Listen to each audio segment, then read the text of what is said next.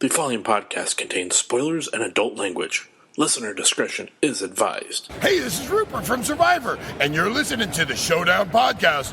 Yeah!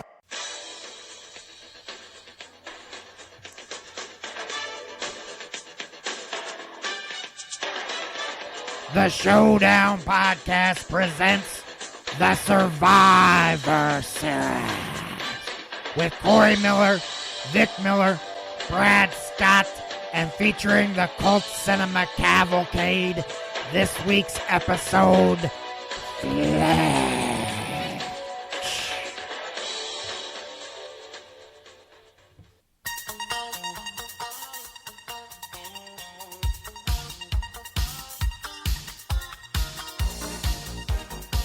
This is the three-time award-winning Showdown Podcast. I am joined, as always, by Corey. Is that a fist in my ass, Miller? Vic, really just Kareem Abdul-Jabbar, Miller.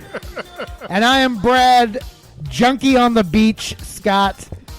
And this is the Showdown Podcast. We are joined once again by the guys from the Cult Cinema Cavalcade podcast, Brandon Peters. But did Vic have to use the whole fist? Usually it's Vic's foot, so this is a nice change of pace. And Colin Bricker. Thanks for not shoving anything up me today. It works. That's usually protocol with being on the show. We ask you what movie you'd like to use, and then we have Vic put his fist up your ass. It's only a 13 double E. So we watched Fletch. It is the 1985 comedy, also listed as an action thriller. Corey would call it a romantic thriller. Starring Chevy Chase in what many consider his best role, best movie. Also, Gina Davis, Joe Don Baker, and Kareem Abdul-Jabbar, as we mentioned earlier. Did you really say Gina Davis was really in this movie? Dude, a lot of people. She was such a side note. There's so many people, but most people are like 1 to 2 scenes aside from Chevy Chase. I was going to say, Kareem Abdul-Jabbar is like fourth build. Ted Matheson's there at the beginning and the end. And I was thinking about it, like when it was over, like there wasn't a scene that Fletch was not in. No, right. That's wild, yeah. Like he was like on the call sheet every day, #1 for that movie. Yeah, back when Chevy Chase gave a damn. It's Yeah. great. Yeah, I didn't even realize that. Yeah, I don't think there is a scene he's not in. That's weird. Yeah, you never hear that the character's talking to another character. They're Yeah. always talking to Fletch. To him. Right. It makes the mystery work better that way, though. I guess. Seeing random bad guys giving away stuff. So. No, it's just interesting. So, guys, what has changed? What's been going on since you were last on the show? Got a new cow. Lots of money. Lots of money. Rolling in money. The podcast just took off. Huh? Took off. Yeah. But we bought Corey a new house. With the same aquatic. It was the one next door, background so he's noise. got 2 estates now. This is the solarium. Yeah, I just put all the tanks in the one house.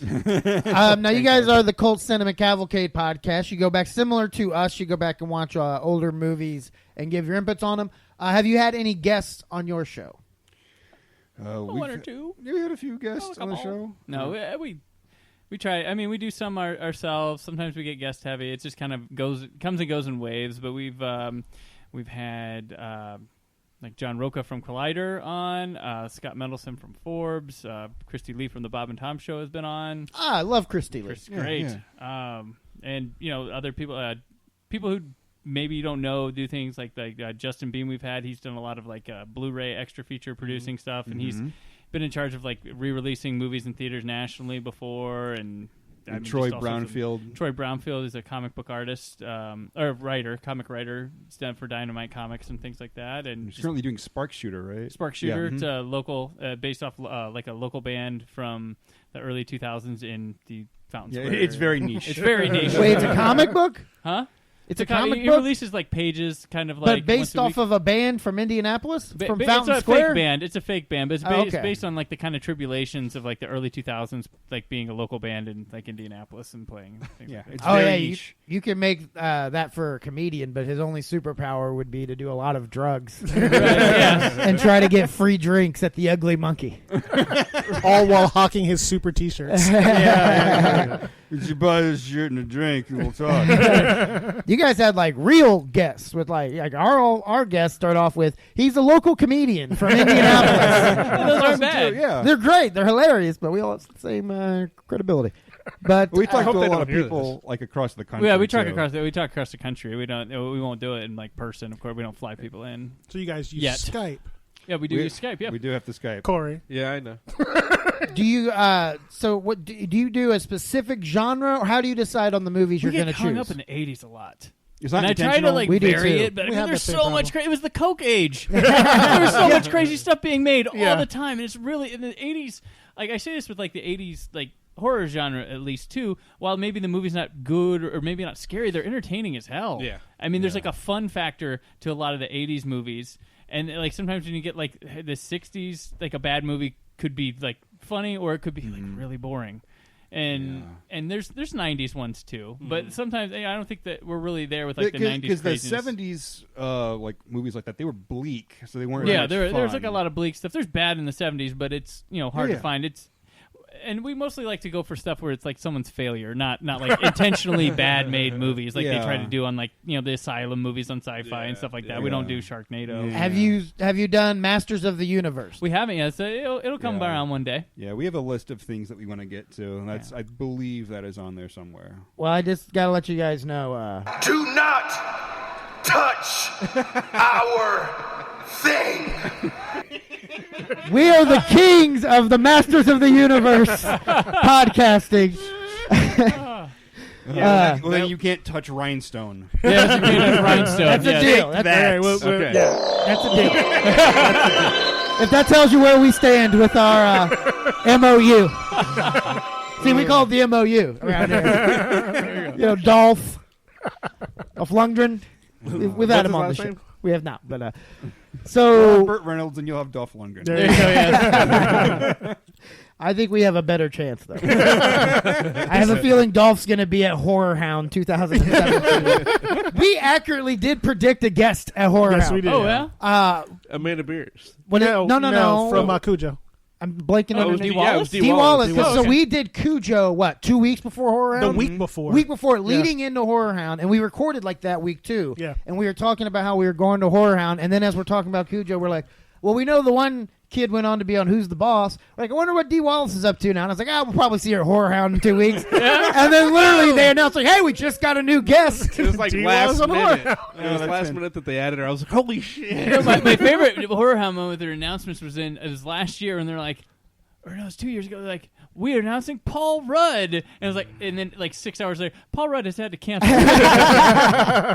Was Horror Hound the side of my? No, was that PopCon? No, it was Horror Hound. So okay, Yeah. okay, so we do PopCon and Horror Hound every year where like we we were at record PopCon and stuff. this year, yeah. And when we did Horror Hound, Michael Rooker was there. Yep. And so we went to go do an interview with him. He was nice enough to give us his time. And these girls who were before us had talked to him. They were telling me they were big fans and everything else. And somehow his age got brought up. He goes, oh, you're big fans. How old am I? Yeah, and they Literally didn't asked know. him. And I'm like, Look it up, get on quick. your phone. Like, look it up. How old is he? Because that's a... So he was like 67 or 61. 61. Yeah. So then when we start the interview, I decided I'm going to slip that in there. Like, He's a 60-year-old, 1-year-old we're- man. Yeah, well, no, I said we're happy to be joined by 61-year-old Michael Booker, Oh, and he immediately caught it. Yeah. And immediately was like, "What? You don't even know my name?" you got my age. Just destroys me. It's great audio Oh, because God, It's so painfully awkward because I'm like, no, they told me wrong. Or, you heard me wrong. That's what I said. You heard me wrong. And he's like, no. And he's looking around. There's like a crowd now gathering. He's like, you hear this? Because they're like, why is Michael Rooker yelling? That guy's going to eat fists What in is- a moment. We gotta Why see is that. he yelling at that Muslim? Where is this Horror Hound attendee? Where is it? Where's the guy with the little cash box? But he was super nice about it. I mean, it was a very awkward interview, but that's what we like. So And that video can be seen on YouTube. yes, We'll is send up it on out YouTube. when it is painful. It Yeah. is very painful. Man, it sucks to pull our Corey in real life.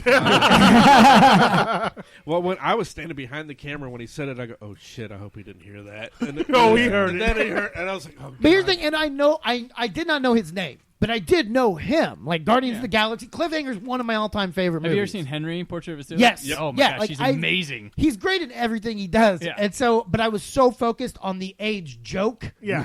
that my mind, and I had just looked at his name, and that's You the were worst part. looking. You were looking at it right. There's as you a said giant it. Yeah. poster in my eye line that says Michael Rooker. right behind him, his actual face. It says Michael Rooker, Yeah. and he looked up. I was like, he said that. He looked up at it right as he said Booker. I'm like, oh fuck.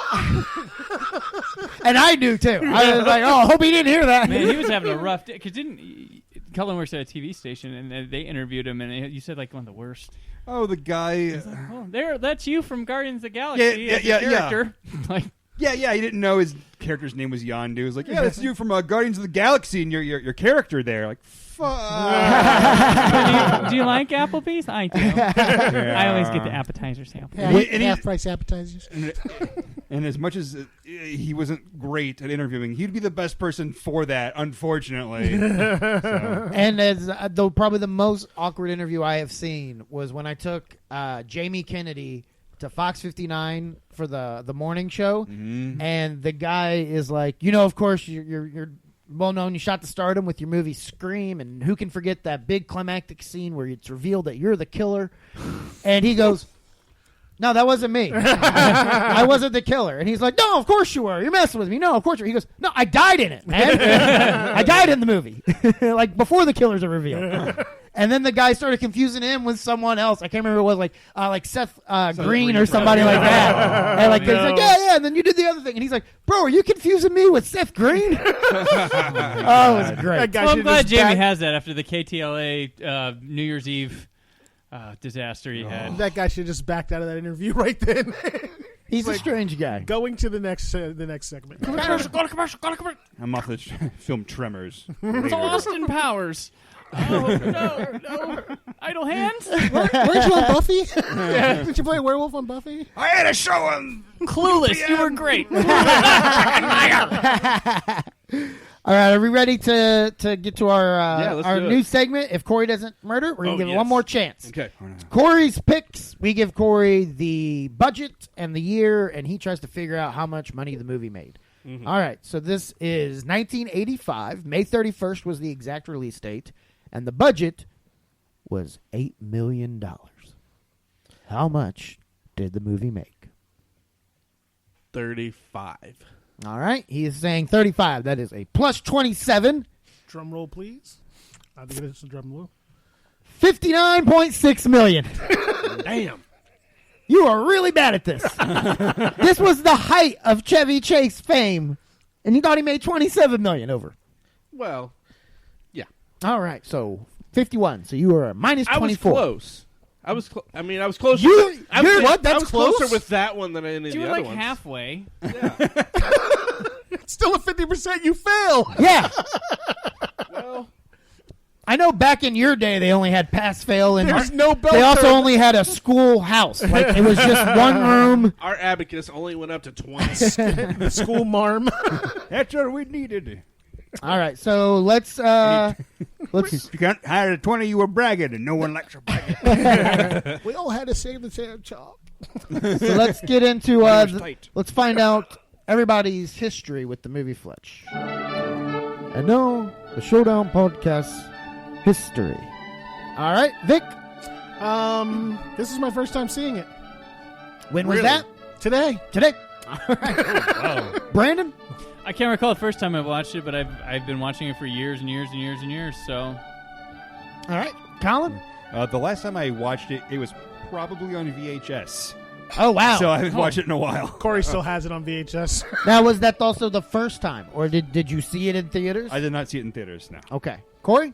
I've been watching this one for years. I don't know the first time I saw it, but a lot of times I'll catch it on Comedy Central or something, and I'll end up watching it.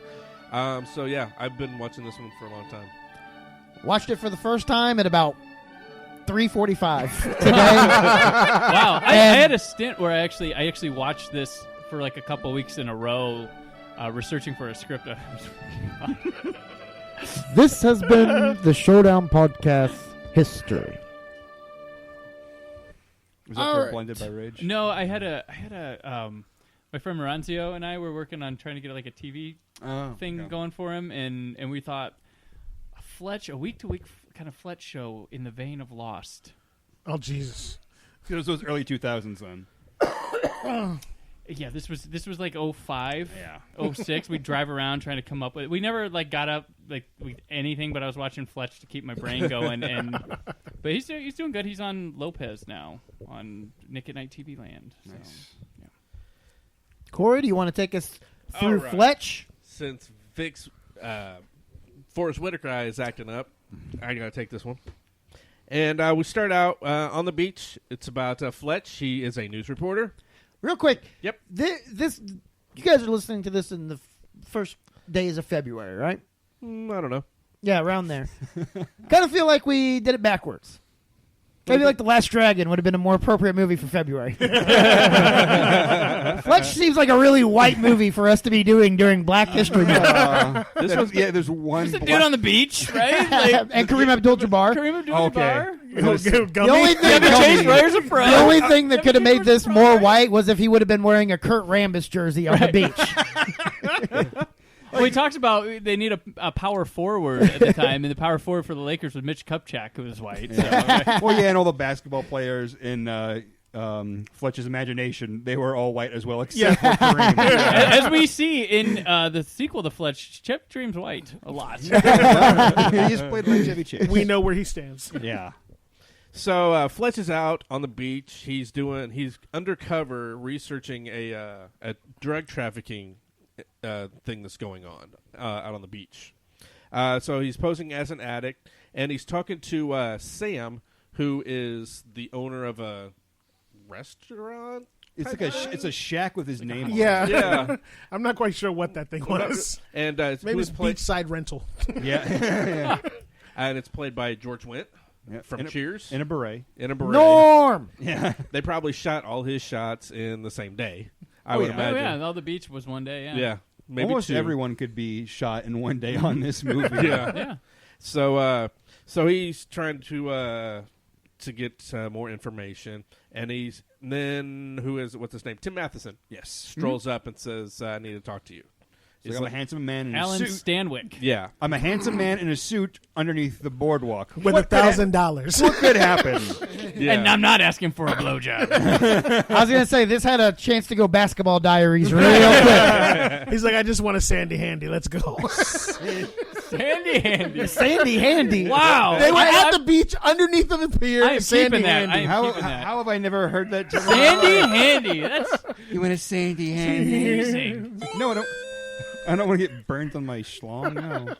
So It's a little rough. Yeah. so I'll say fucking in a pool's like a Sandy Handy. It does. It feels a little sandpaperish. It's not enjoyable. Fucking in the water. People think it's like fantasy for women, and it's just like doesn't feel great. not to us. So anyway, he tells him to come back to his house because he's going to. He needs to talk to him about something. And so he goes back with him. He offers him $50,000 to kill him. Oh, sorry, that was an accident. My bad. Go ahead. You trying to say something? So he's going to kill him and then escape to Rio de Janeiro, staging the murder to look like a burglary. So that's what his plan is. And so, being the news reporter, he's like, "This is something I need to look into." So he starts to do. Hold on. Sorry, Yeah. it's just It's that button. I'm calling scrolling. I'm scrolling to keep up. Sorry. Continue. So anyway, he starts out by going to the doctor's office where Stanwyck Yeah, was like, being I seen. can't believe that he would think the doctor would just give a patient's medical history Yeah. to someone. He's just looking for clues. It's the 80s, you know. He's They looking for did clues. things like that. But he even called him out. He's like, later on, he's like, I can't do that. He's like, what was it, about a heart attack or something like that? And he's like, I can't give that information. Yeah. So he already knew that thing was there. So he got a fist up the ass for nothing. Yeah. Right, yeah. Yeah, so he... That's what he really went there for. Come on. That's right. My insurance covers it. That's a classic scene from this movie. I Yeah. mean, a lot of people have heard, maybe not Fletch, but they know of that scene with him, the Moon River. Moon River. Mhm. Is that the whole... Are you going to use your whole dock hand? Oh, yeah. You got the Or your whole fist in there, Doc? Yeah. There you go. Yeah, that's why I called you Corey Fist in my ass Miller. You didn't remember that? Oh, I remembered that. That was intentional. So the LAPD chief, who is played by Joe Don Baker, Hold on. Hold on. You He missed. finds out that he He doesn't fi- have cancer. Yeah, he didn't have bone cancer. He Oh, yeah, finds that- He out. had a melanoma on his neck that they cut off, and it was fine. And he finds this out after he walks by the coroner. That has the door Right, wide yeah. open. What kind of terrible coroner? What kind of terrible hospital? Yeah, I don't care what floor you're on. Don't have the door open when there's a dead body just hanging out. But not only that, the records room is right, Right next next to it. And he was doing an autopsy. He was like cutting that body up.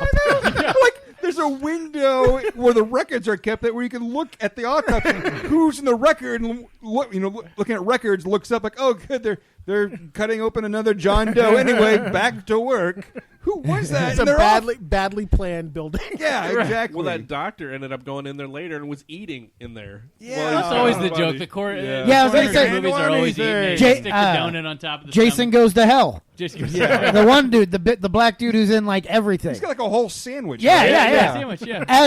As he's cutting open Jason, who already is looking disgusting and is Right. like half of his skin is exposed anyways. Right. Right, They're either right. smoking or big stogie or they're eating food just because it's not what you would think someone would Yeah. do. Yeah. So Get it? Yeah, they always have to play that the death doesn't bother me. Yeah. Here, let me show you this right here, and just cuts it open, and the other goes like, "Yeah, what are you talking about? Not like they can feel it." Sorry, go ahead. Okay. So as we said, he finds this out. So he goes to a tennis club and to meet Stanwyck's wife. Who he had been ogling the entire time he was in Stanwyck's house Yeah. while she was laying out on the pool. That's our hero. And ordering food for Joe Don Baker on set. So Joe Don Baker, whenever he's on the screen, it looks like he's either just finished a meal or getting ready to have another meal. Is it my turn yet? Oh, I gotta talk for a while. Sorry. Let's get out of here. You're in big trouble. Where's my sandwich? So Is this the original? The mayor's up my ass. That's right. I'll have your badge. Just a bucket of fried chicken off the side. Hold on. Why's it got to be fried chicken? Who wants to eat non-fried chicken? No, that's true. I'll give you that. Exactly. His nice grilled chicken. Joe Don Baker, fry it. So while looking through Stanwyck's finances, Fletch finds that Gail recently converted $3 million of her personal stock in Boyd Aviation into cash for her husband to buy a ranch in Utah. Which is her father's company. Yeah. Yes. It seems weird that in a movie like this, like, here's this complicated plot point. Okay, back to Chevy Chase doing funny stuff. Right. And it is important to the movie, and it's not difficult to understand, but it seems like it's just such a big thing for this movie. Mm-hmm. So Fletch breaks into a realtor's office and discovers the deed lists the sale price is only $3,000. In Provo, Utah. Provo. So Yeah, so the house was $3,000. yeah, Well, the deed to the property. Yes. Oh. Yes. It was the property itself he bought was $3,000. It's supposed to be $3 million, but in Right. actuality, yeah. Ellen was lying. What are you Yeah. buying for $3,000? Dirt. A But there's a house deed there, in Provo, right? Utah. Yeah, it's the house that he ends up going to later on in the movie. That house was only $3,000. Apparently so. Was that normal in '85? That just seems really low. Well, I mean, No, I mean, it was lower. I could buy a house. For Everybody was $3,000. buying houses then. That was Yeah. it was out what in the got us middle where of we're at. nowhere. Like a hillbilly had moved in and taken squatting rights in the house, so it wasn't anything major. So as I was saying a minute ago, the LAPD chief learned. Still, that's 4 months of my rent. It's pretty good to own a house. Oh yeah, In move to Utah. Provo, Utah, bro. You're good. That's the real price. Well, I live in Indianapolis, Indiana. So when the LAPD chief learns of the article, he warns him not to do it. He threatens to kill Fletch unless he agrees to drop the investigation. At the tennis club, Fletch overhears an arrogant club member insulting a waiter and decides to use that guy's tab to The Underhills. Underhills. Underhills, Yeah. yeah, start buying stuff on there. the guy's like, so you want me to put it on their tab? Like, motherfucker, you know that's not his friend. And he's like, yeah, I'll just keep adding that up for you. He no gives him the problem. good tip. He's like, I put $30 on it. Give each other $20. I like how he's Thank you, like, sir. Thank you. I have a Bloody Mary, a steak sandwich, got and two another steak steak Because sandwich. he only asked him for a drink. He's like, would you like a drink? Yeah, He's yeah. like, I'll take Well, he two looked off the sandwiches. side of the director, and Joe Don's like, he's Yeah, not he was- real, dude. He's ordering Joe Don's lunch because it was booze and meat. Steak And sandwich. meat. That sounds like a Joe Don meal. Oh, yeah. Steak sandwich. Yeah, Right- yeah, right a up his- lunch, by the way. A lunch. 2 steak sandwiches. And a Bloody Bloody Mary. You know, when he says his first line, he's like, Fletcher's like, jeez, dude. Joe Don. He's not used to opening his mouth without food going inside it. Yeah. Like, he just That or it was sealed shut gurgled. from the donuts he was eating earlier. He had to break the seal. Sitting back there just thinking about it. So Trying out his food boner. So Fletch gets this expensive meal taken to Gail's house. That's Stanwyck's wife, and tells her about the murder scheme. And so, sorry, I'm reading this. That's the important part where she tells him to put on the suit because they're Yes. about the same size. You missed the whole drug exchange, too. Come on, Corey. I'm telling you, It's I not don't as like easy, doing huh? This all ties in together.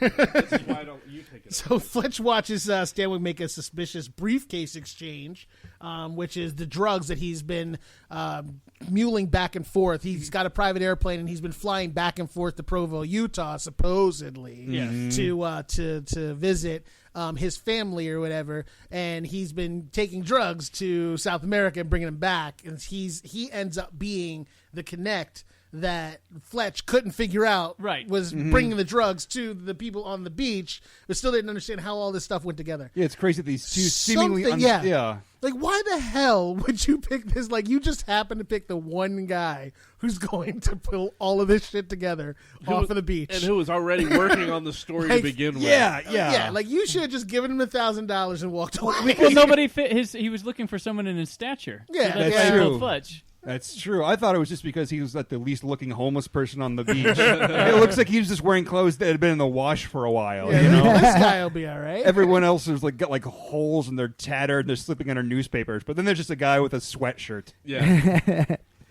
So, yeah, the LAPD end up following him around because they know that he knows what's going on. So they're trying to catch him to get him under control. They do end up catching him and put him in jail.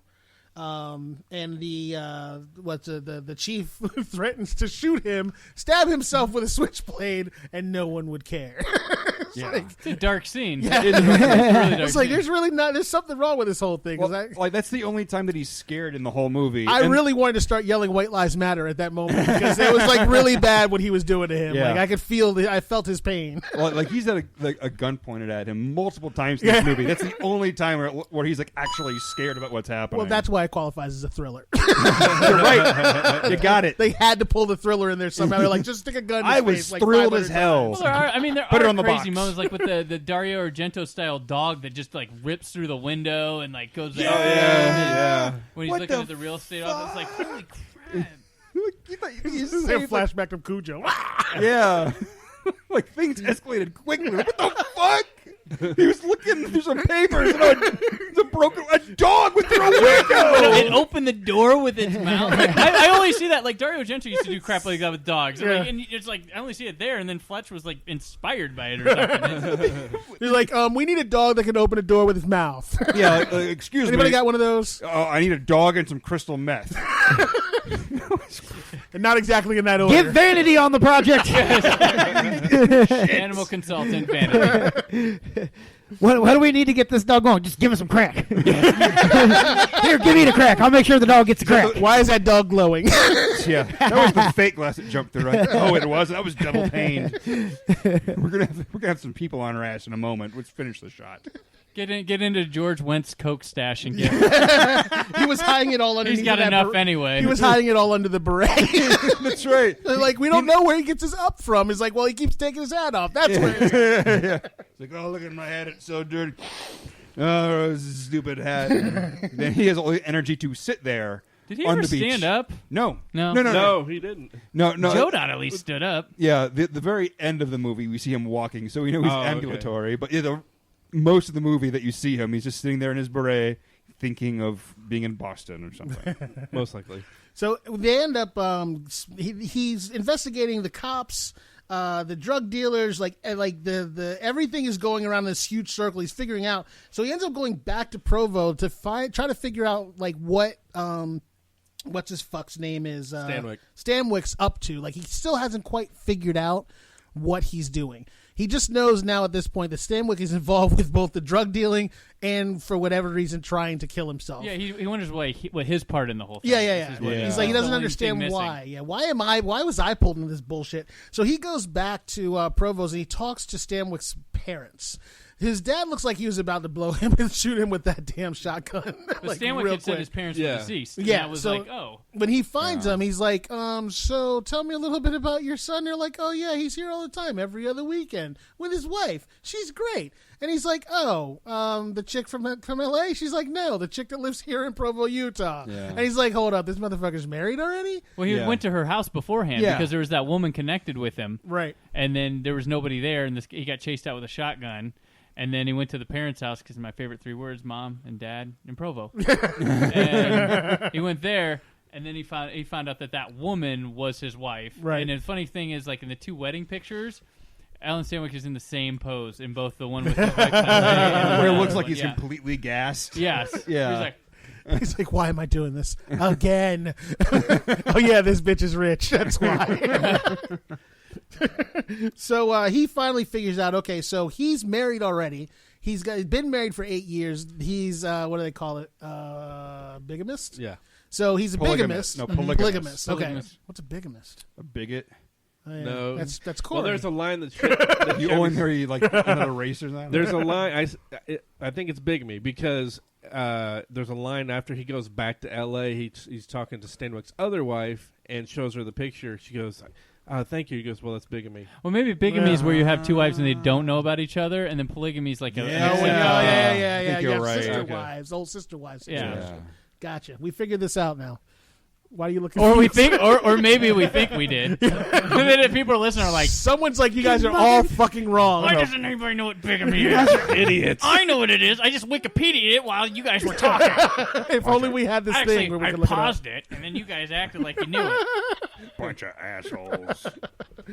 So he comes back and he goes back to Stanwyck's wife and tries to explain to her what's going on.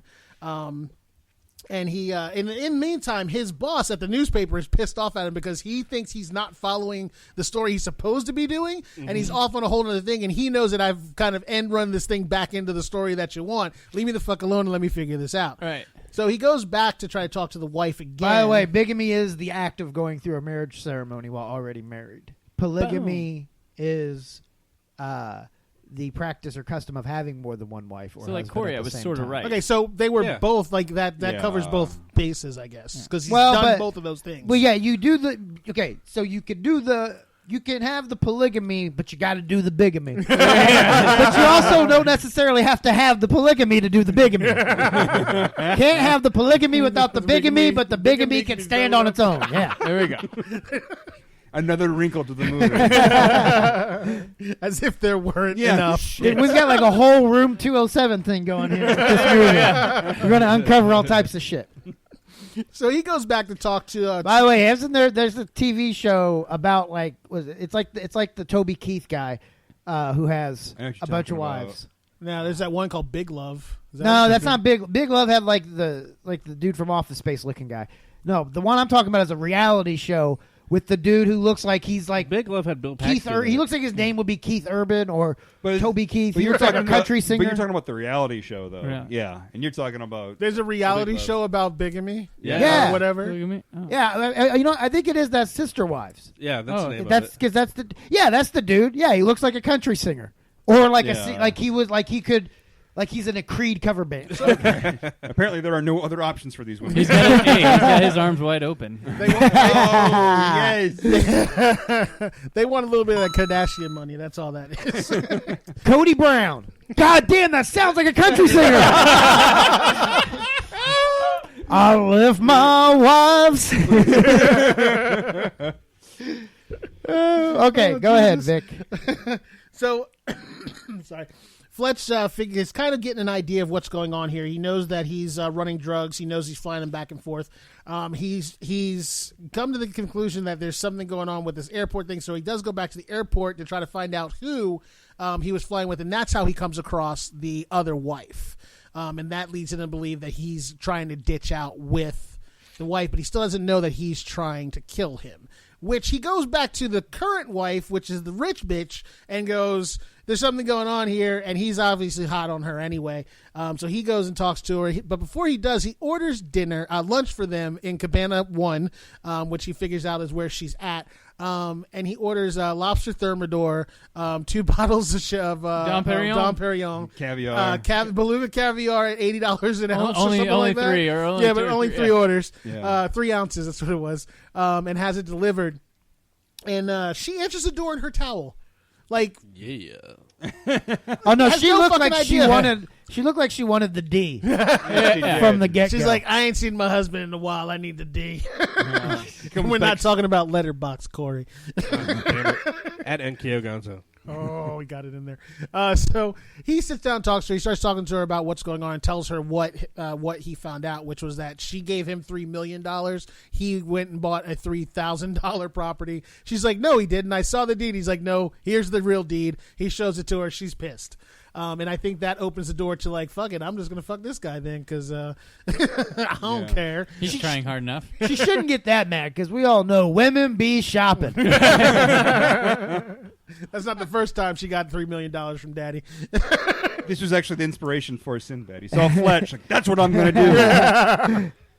So they enjoy their meal. He explains a little bit about his relationship with the guy he's stealing the food from. And the waiter takes the bill over to Mr. Underhill. And Mr. Underhill, like a rich bastard, just starts signing it before he even looks at it. I was like, if this dude signs that receipt and doesn't look at it, and then he looked at it, I was like, all right.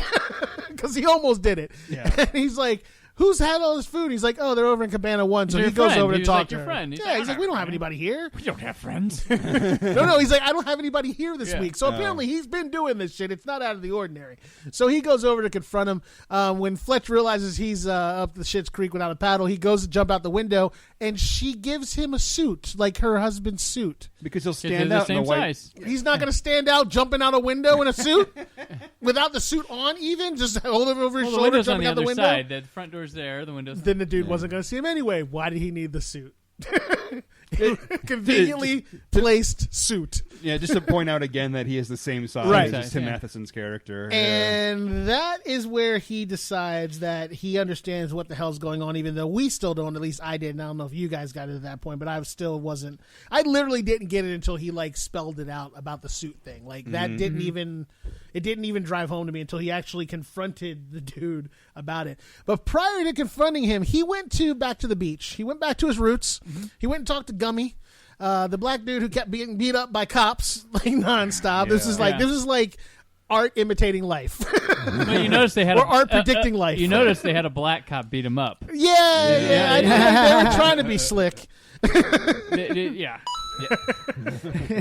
So And he was, and this time he was dressed as Jesus or something like that. he just had a bald head and a big white mustache. I don't know what he was. So I guess. And they let the black cop drive while the white cop was with him in the back because he didn't. No, the black did you know? cop. The black cop jumped in the back seat with him. No, you didn't. No, he didn't. The black No. cop drove, and the other guy grabbed him and put him in the back seat, and then got in the back seat with him. Oh, I didn't see that. Yeah. I thought the black guy got it. Oh, well, yeah, he's got to cuddle up to him. Sure. And then he threw a brick through the window of the car, so somebody got. I thought hit. it was going to be. I thought he was going to throw it at a taillight so he could follow the car Yeah. to know which cop car it was. Now he was just. I understood why he did it. Like he was trying to get him to stop and take him. Yeah. By throwing it there, and he's like, "Nope." He just drove the fuck off. But it went right through the back window, and that cop was sitting. That's where the cop should have been sitting. That's what I'm saying. Like that cop should have been knocked the fuck out. Yeah. Or dead.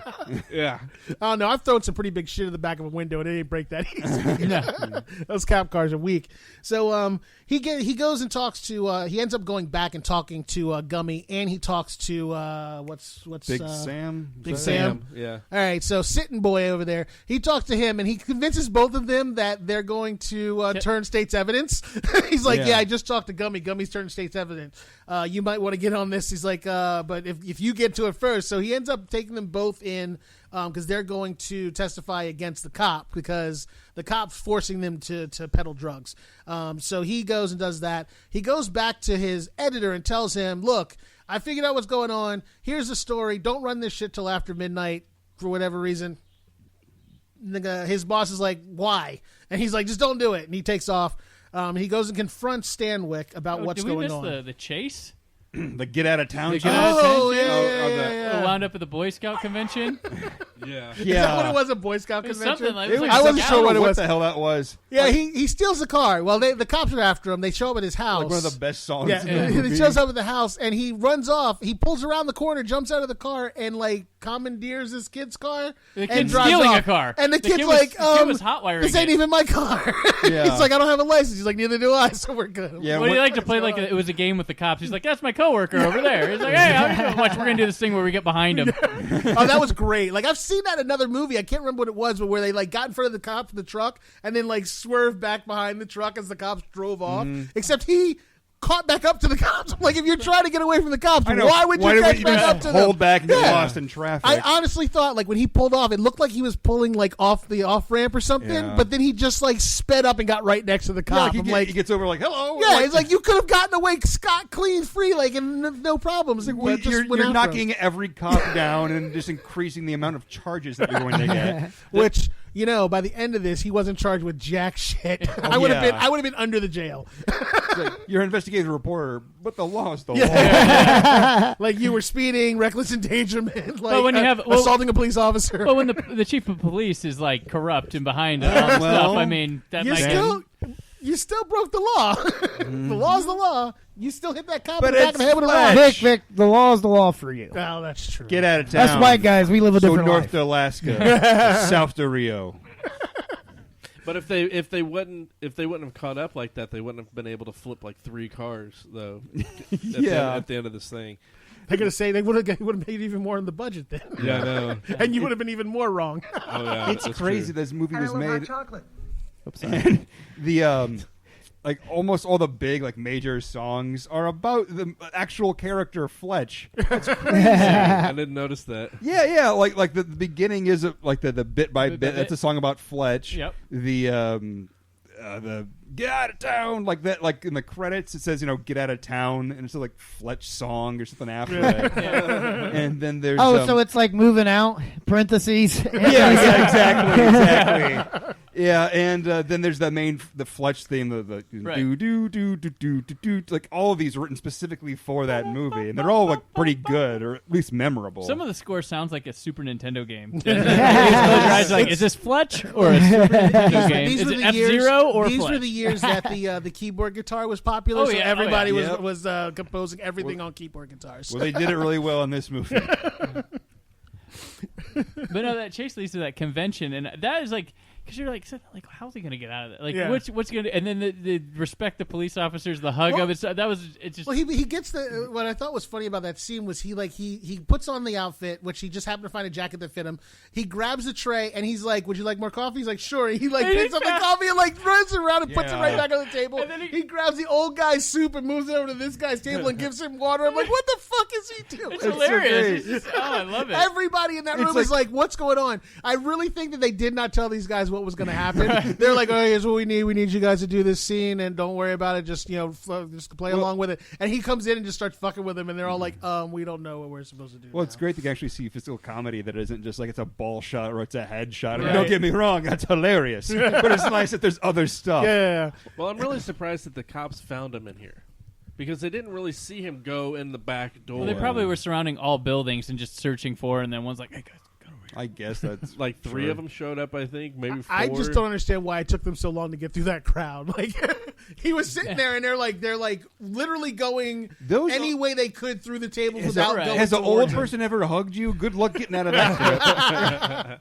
I want your youth. Well, and the Dorfman that they're like celebrating in that thing is the father of Flounder from Animal House. It's the actual father. Yeah. It's like Chevy Chase, and Tim Matheson was in Animal House, But he's funny playing the 'cause role that Chevy Chase was supposed to. He was supposed to play that role. He's in talking Animal about him having syphilis or something like that, and he Oh, keeps that's leaning good. over to the old lady. He's like, "That didn't happen. I don't have that." House. Yeah, he's That's like, not you a were problem, strong really." for him during syphilis. She's like, "Oh, what? I didn't know anything about that." It's like, it's great you got your vision back. What are TRB? That was the name of the group. That like Whatever they were, yeah. Yeah, like I could not figure that out because they got the Boy Scout They look hats, like Boy Scout, Boy Scout uniforms. but they're a bunch of old guys with. I think it had to be like some kind of like Teamsters reunion. I of thought it was Baltimore, like an old army troop.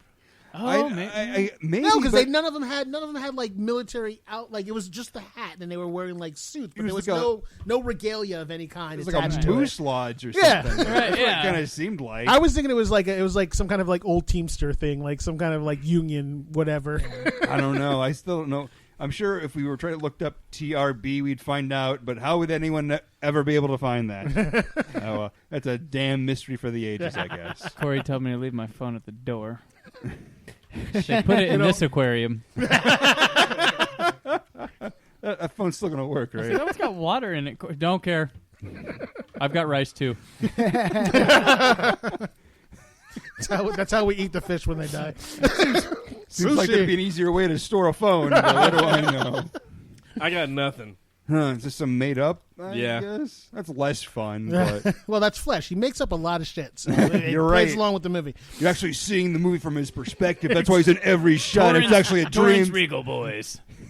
It's actually the dream of an autistic child. It's not even Fletch. You don't even know what this movie is. I see dead people. So he walks into Stanwyck's office to basically do what he wanted him to do. So he walks in and at the time that Stanwyck had planned, and he's going to go in and kill Stanwyck. When he walks We're going to in, confront him. Yeah. well, yeah, well, Stanwyck knows he's coming because that's the time they had set up. So that's he walks in, and Stanwyck is up on top of the library with his gun, and he's about to kill Fletch. And he's like, "Why are you wearing my suit?"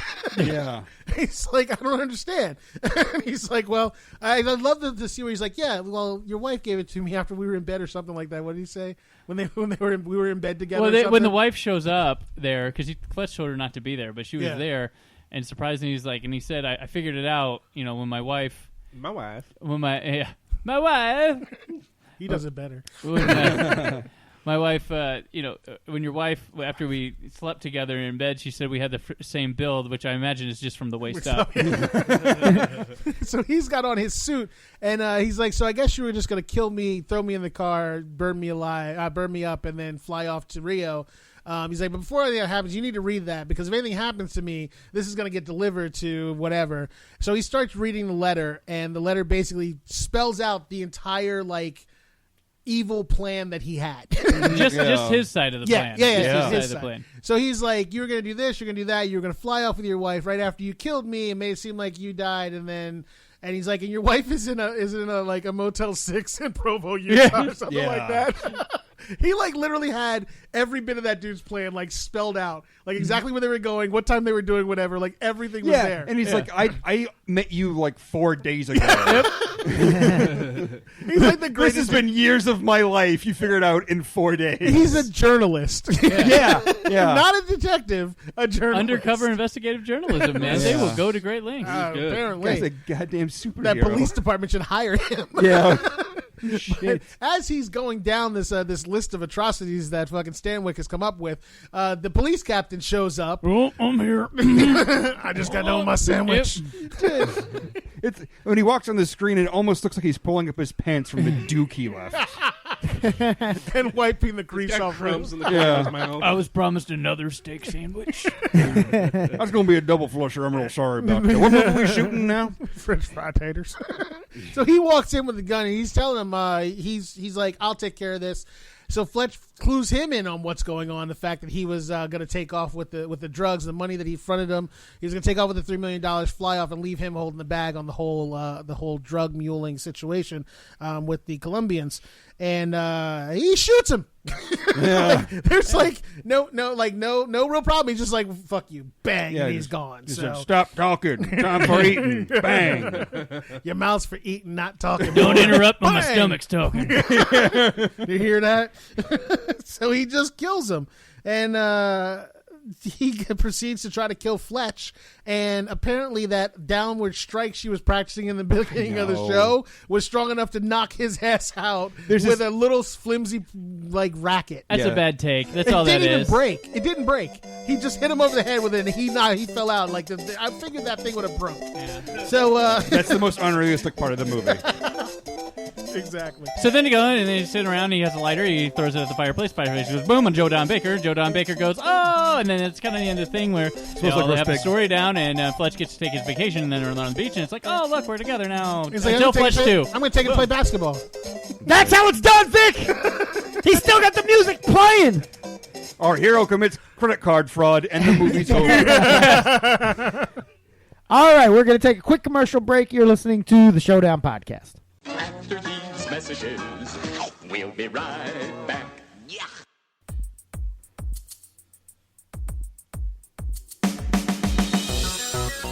It's commercial time. Corey, go ahead and tell the people where they can find you. You can find me at... Shut the fuck up. Vic, go ahead and start it off. You can find me at MillerKing51 on social media and as Black and Angry, that's BLAQ and Angry on all gaming platforms. All right, Corey, that was rude Okay. of me to not let our guests go before you. Go ahead, Brent. CultCinemaCavalcade.com. Mail at CultCinemaCavalcade.com. At CC Cavalcade. Facebook, CultCinemaCavalcade.com. And on iTunes. What about you? At BT Peters. There we go. All right. And Now, at My Name is Colin for him. all right, hold on. I think it would be better if we went like Showdown, Cinema. So, Corey, go ahead. Okay. You can find... That's an awful idea. Go ahead, Colin. Well, everything Brandon just said. So. What about you? You don't have personal Twitter? That was everything. My name is Cullen. I'm on Twitter at My Name is Cullen. There we go. How do you spell that? MYNAMEISCULLEN. Ta-da. Kind of meant the last part there. Figured everybody would know how to spell my name. If Eminem has taught us anything. I wanted it to be suspenseful like Fletch. All right, Corey. All right. Before you go, I'm going to let them know that they can find me at Brad Scott Comedy on Twitter and Instagram, BradScottComedy.com, and on Facebook at Comedian Brad Scott. All right, Corey. I'm sorry. I've been so rude. I've cut you off now. 1, 2, record 4 times. I think enough people have listened to all the episodes. They don't even need to go there. Yeah, go ahead. I just let you do it. All right. Let's go one for the thumb. How about finding the Showdown at the Showdown Pod on Twitter and our new Instagram account, and follow us on Twitter and Instagram. But also make sure you go to Facebook, the Showdown Podcast. Click like somebody should. And don't forget Brad's show. Your other show? Oh, Wrastlemania. If you are a pro wrestling fan, me and Bob and Tom Ryder, Brent Terhune, sit down every week and cover what's going on in WWE from a comedic point of view. That's at Wrastlemania Pod. Wrestlemania with an A, at Wrastlemania Pod. And don't forget to check out Miller Times Podcast, where we talk TV, Vic and I, every week, probably usually on the weekends. The new episodes are out. You can find us on Twitter at Miller Times Pod. You're going to say something, don't you? I was not going to say a damn thing. All right. You can also find me on Twitter at NKOGonzo as well as Letterboxd. All right, this is like the fourth quarter of an NFL game. That's a long-ass commercial break. Let's get back to the show, and we're going to find out if Fletch survives.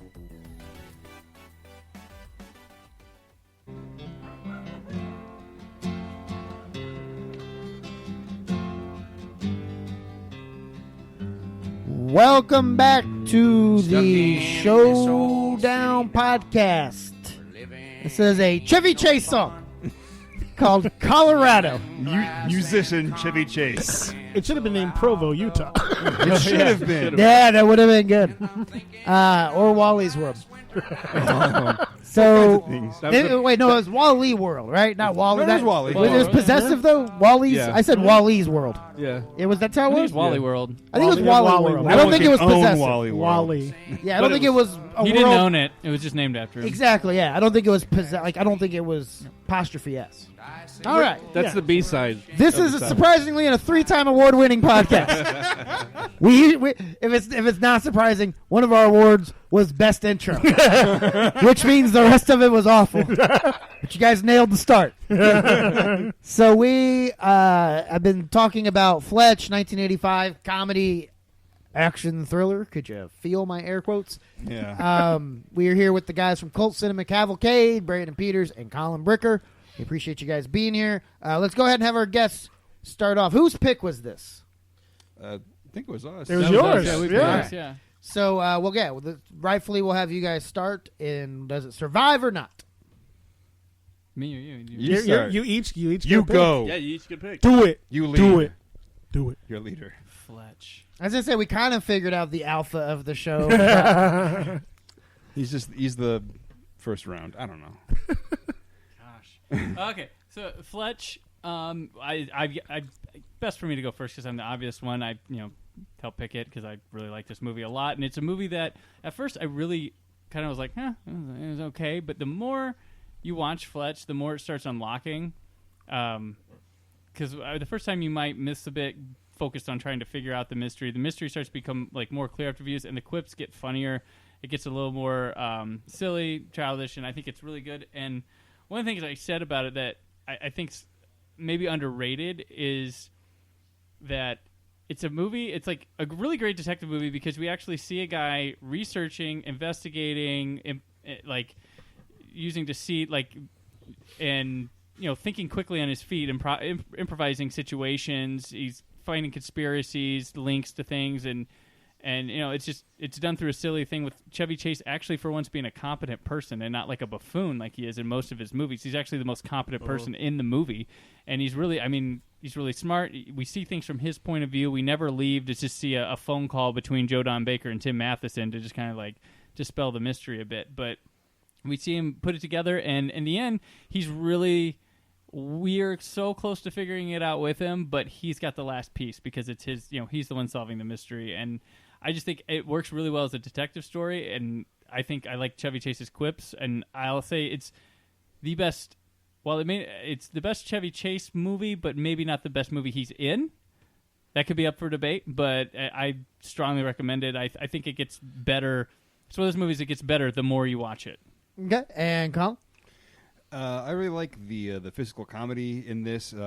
That's one of the things that Chevy Chase is kind of known for, but not as many people bring up. I think this is later movies. People just didn't really do it that much. But it's really nice to see physical comedy that isn't, like I said, just all butts and nuts. And I also think this is like the closest.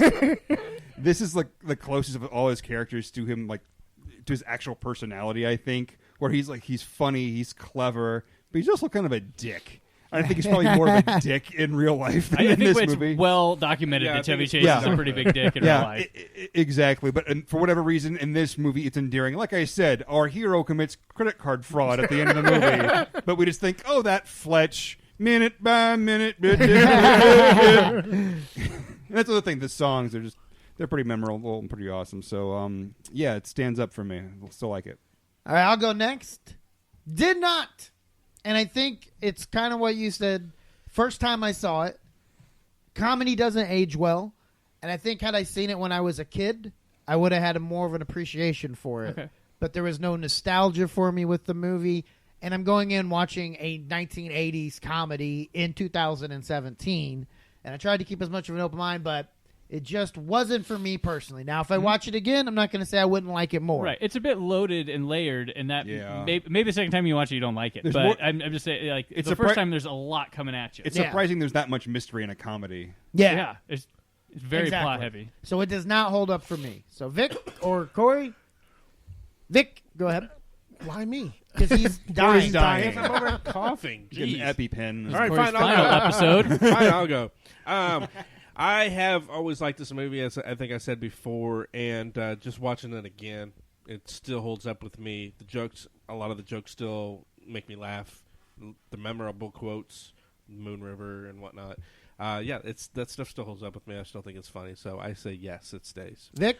Again, this is the first time I've watched the movie. I still do not understand the white man's attraction to Chevy Chase. Like every time you guys talk about him, you're like, cup the balls. Like I don't get it. I don't see it. And 3 out of 5 are saying that's exactly what it is. So, we didn't even talk about his like costumes. We or just anything. with the last one we just did, it was the same thing. You're like, oh, it's such a great thing. It's so it just I don't know. I don't get the funny to it. It's It was interesting to see like the detective part of it, but I just never really got. I don't really see the humor in all of it.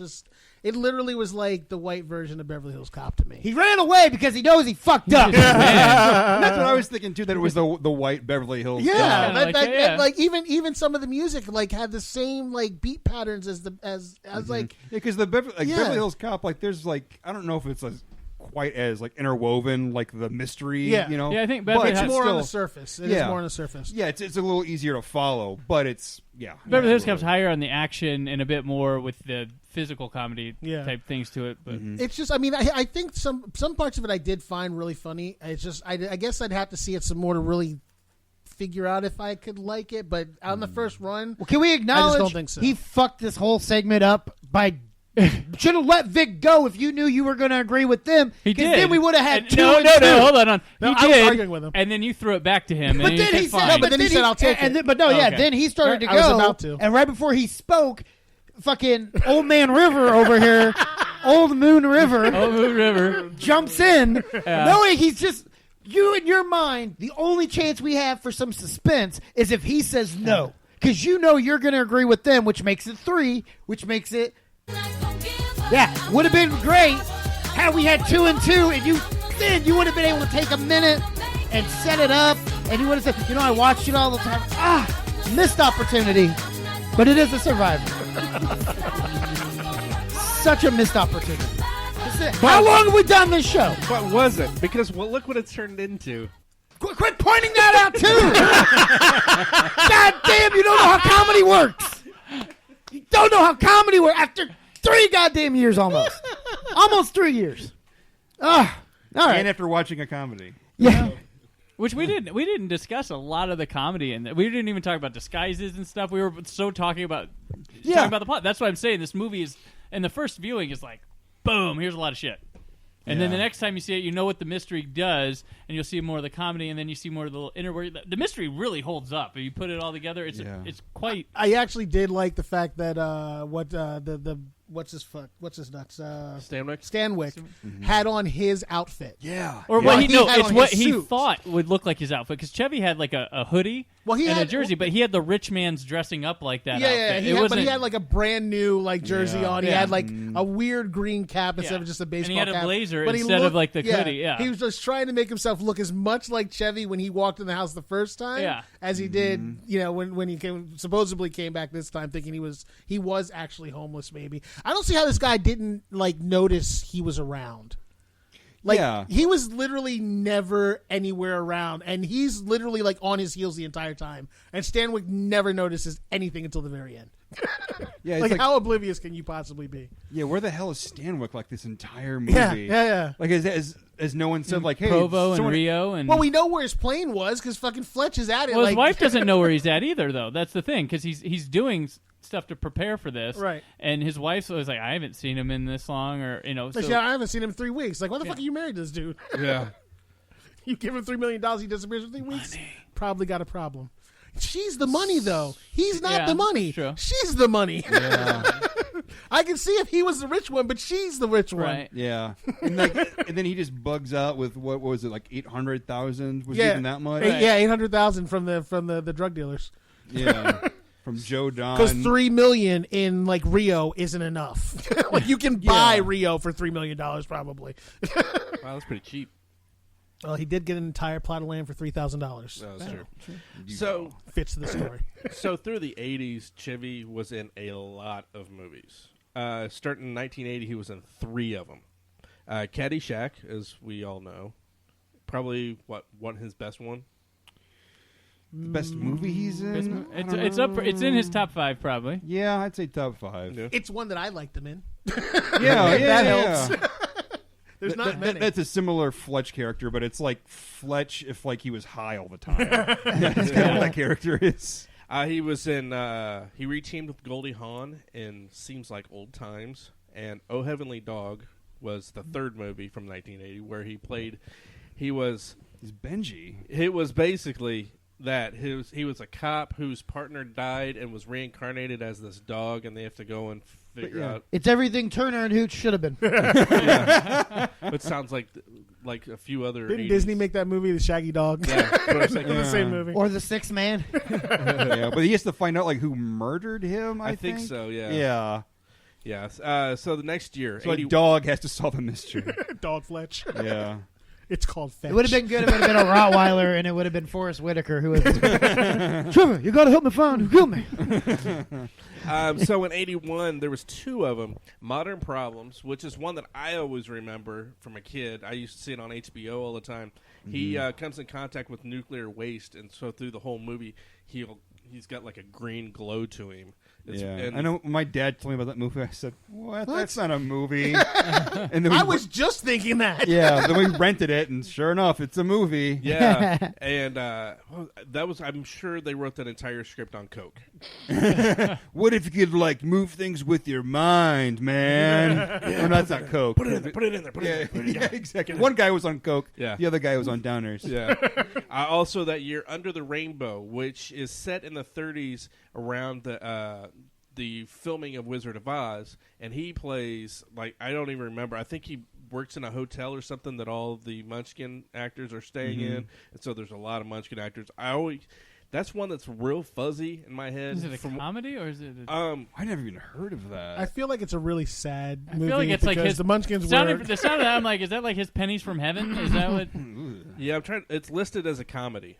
Okay. So I don't remember much of it because I was so young when I saw it, and it's probably not even in print. Well, 1941 is supposed to be a comedy, and look where we are there. Yeah. So the thing with Chevy Chase too, there's a lot of things where he would go like he worked really good with Michael Ritchie, the director, on this because he would say, okay, well, we're going to do it as it's scripted, and then we'll do your way, and then we'll do that, and then in the end we'll pick how it works best. But he didn't work well with a lot of directors, and you can see movies where he has too much control because there's a lot of stuff that you're like, Chevy thinks this is hilarious, and it just falls fucking flat. Really self-indulgent. Like Fletch Lives becomes a bit of that. Like if Fletch Lives, not very good. It's not. I don't think it's as horrible as people say. It's not. It's not very good. But there's a lot of Chevy doing this like song and dance numbers. Like this. He's like, did you see how much money I made on the first one? Let me do this. Yeah, well, I'm sure that was a matter of like, I know the character. I'm Fletch. I know what to do. Just follow my lead. So he took 82 off, and in 83 came out with National Lampoon's Vacation and Deal of the Century, which that was with who was it, Gregory Hines and Sigourney Weaver, where it's about an arms dealer in South America selling weapons to revolutionaries. I never saw this one. I don't think I heard of this one. I'm surprised. It's got Gregory Hines in it. Yeah. It's not surprising. Then jump into 85. He was in 4 movies. Fletch. Still. Oh, that's why I knew it's a William Friedkin movie. Which the guy one? who did the Exorcist, and yeah, it's that I think monster? we call it. It's what he did after Cruising. Was that one? But yeah, this is weird. So in 85 we had Fletch, as we just did. Spies Like Us with Dan Aykroyd. Follow That Bird, which he wasn't in very much of that, but that was the Fletch of Bird movies. Yeah. And then European Vacation also came out, and something that Brandon noticed. Whenever they released a vacation movie starting with this one, a Fletch movie came out. Maybe that's in his deal. Yep. Yeah, I'll do the vacation movie. Another Fletch. Hey, at least when he steals your information, he gives you credit for it. Three Amigos came out in 86. I'm surprised we didn't get Vegas Fletch in. Well, they were working on Fletch 1 with Kevin Smith at the time, and Kevin Smith and Chevy didn't get along too well. Imagine that. That's why he went with Fletch 1 is so he wouldn't have to work with Chevy Chase because he got on board to do a sequel. They didn't agree on stuff. And he's like, well, because Fletch came from a book series. There's a ton of books, and one of the books is Fletch 1. It's a later book that takes place like years before the first movie, so he's a younger person. So that's where the Fletch 1 idea came because Kevin Smith didn't want to work with him. And then Kevin Smith would leave Fletch 1, and other people would come on board. And it's still in production, pre-production stuff. I don't think we're ever going to see that. I don't know. Don't give up. I thought the same thing about it. And this September. Yep. I know. I can't believe that's happening. Well, let's see if it ends the same way. I'm sorry. What can't you believe about it? I'm not upset. I'm just saying I'm surprised. Let me ask you this. Oh, well, here it goes. If you were going to have a movie battle, and one person chose, this is a Halloween-themed episode. Okay. One person took Stephen King's It. The other person took Halloween. Okay. Who do you think would win? As which one is a better movie? A better Halloween movie. Halloween. Yeah. That's not what happened on this show. And do you want to know why? Why is that? Good. Tell him why, Corey. Tell him why. Because I forgot to mention the spider at the end of the movie. Yeah. He got drunk. Forgot to mention that part. He got drunk, and he was arguing for Halloween. I was arguing for it, and he let me just argue the first 2/3 of the movie about the creepy clown and never once brought up the ending. Agreed with him about how creepy the clown was on a number of occasions. In fact, basically made my argument for me. And then when I decided to cut it off, he went with it. And I literally let him sit there. And gave him a chance. Like, anything you want to add? Like, did you want to talk about anything else about his movie? Like, is there anything else like? Nothing. All right. No, man. I stand on my. That's what happens when you get to a certain age and you can't handle your. Stop drinking that moonshine, Corey. Felt good to bring that up. Go ahead. Tell us about more 80s. Up whenever you can. What other 80s movies that Chevy Chase had? Okay, you had Three Amigos in '86. I thought this segment was going to be a little different than you just literally listening to it. I thought there was going to be a common theme, a connection. Or Its theme is Chevy Chase in 10 years. I like the Under the Rainbow, though. That's a messed up movie sounding. Yeah. Okay. So what are the highlights? Fletch Lives and Christmas Vacation, both in '89. Mm-hmm. You kind of skipped over 88 with Funny Farm and Caddyshack 2. Funny Farm and Caddyshack. Although I think most of the audience has skipped over Caddyshack 2. Caddyshack 2, you can skip over that one. Three Amigos? Yeah, 86? I said oh, you that did? one. Okay. Yeah. That's a huge movie. Damn right. And then just out of the '80s, Nothing But Trouble. That Yeah, is such a weird movie. I'd like to follow that up with Joe Don Baker in 1982 was in a movie called Wacko. He followed it up in '83 with Joysticks. In '84, he was the Whammer in The Natural. Of course, '85 he did Fletch, but he also did Final Justice. 1986, Joe Don Baker did Getting Even. Oh, '87, Leonard, Part 6. 1987, Killing Time. '87, The Living Daylights. Criminal Law in '88. And then, of course, in 1991, Cape Fear. If you guys want, I mean, there's more people in this movie. If we want to see the 80s. All right, actually, I have a segment I'd like to introduce. Oh yeah. Delete Corey's previous segment. Since you guys are listening to this, the first week of February, We don't around know. there, somewhere around. You're listening to this in February. Or March. It's Black History Month. You better pull this out in February then, Corey, because this is where this segment's going. I thought we would do a little segment called Vic, Tell Us About a Black Person. Oh, Jesus Christ. No, he was Arab. So go ahead, Vic. Just, Technically, that's a black person. Well, okay. By any other standard, especially All right. Europeans, he's a black man. All right. so, Vic, just tell us about a black person. It could be a black person you know, a famous one. We don't care. Just tell us about a black person. God damn it. Talk about putting somebody on the spot. Look at all these eyes on you. Let me tell you about this black man. His name is Victor Joe Emmanuel Alexander Elcock Miller Jr. That is my birth name. That's a lot of words. No, don't tell us about you. I'm a black The man. audience What? knows you. You didn't You're set the supposed to parameters. enlighten You us set the about other parameters. black You met people. them. You're the only black person. Treat All it right. like you're the only black Okay. person Corey I'm going knows. to tell you about Mr. Phillips. Mr. Phillips was my high school. He was the disciplinary principal for my high school. Did he have an afro? He did have he had a nice. micro fro. He was like 6'5", like humongous man, and So like show enough. Exactly, show enough. He let me out of getting expelled from school for beating up this Latino guy for threatening to kill me. He's one of my heroes. He saved my high school career. He's a black man, deserves recognition. There you go. And this has been Vic Tells Us About a Black Guy. Thank you, Vic. I'm happy to what? enlighten the white masses. You know what? Since we had our spooktacular episodes for Halloween, we had Christmas-tastic. Do not for say Christmas. the word spectacular during Black History Month, because that has a whole nother connotation.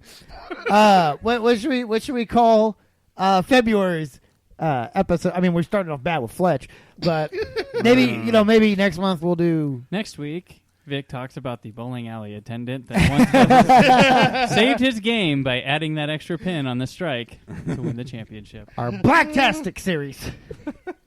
Blacktacular. And next week's episode is going to be parts 1 through 4 of Roots. Fantastic February. We're going to look back to see if it holds up. Stay tuned. It's going to be a lot of fun, guys. Hey, O.J. Simpson fans, guess what? Whip yourselves into shape, listeners, and get cracking on watching Roots. Oh, my God. Corey, Toby, Miller. All right, we're getting into uncharted territory here. We need to stop right now. Yeah, no, that's the line. That's We're getting the black light. It was, That means stop what you're doing. The whip he's was about on to purpose. ruin The it. craft was on accident. I realized. I was like, oh shit! That's double whammy that. Some Simpson writing. Yeah. 2 jokes in a sentence. All right, so that's this episode, all right? Yeah, it is. Let's get out while we can. Thank you for listening to the Showdown podcast. We'd like to apologize to all the all of our Cult Cinema Cavalcade listeners that have joined us. You didn't realize what you were getting into. Sorry, They're both Gary. okay. Yeah. They'll be fine. And for both of our listeners, I'm Brad Scott. I'm Corey. I'm Vic. I'm Brandon. And Colin. And Vic's black. We need to point that out, specifically for the ending of this episode. Because it would be really bad if like Vic was just a white guy. And we're like, tell us about a black guy, Vic. So we hope you go to all the social media. Let us know what you think, and we'll talk to you next time.